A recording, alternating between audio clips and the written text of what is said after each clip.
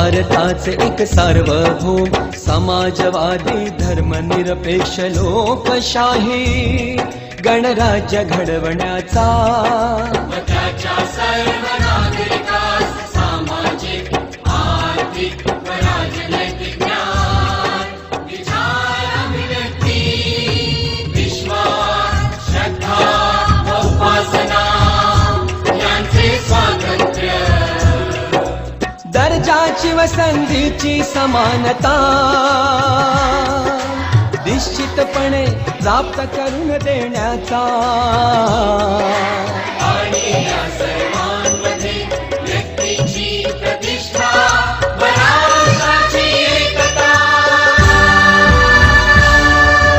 आणि एकात्मता यांचे आश्वासन देणारी बंधुता प्रवर्धित करण्याचा संकल्पपूर्वक निर्धार करून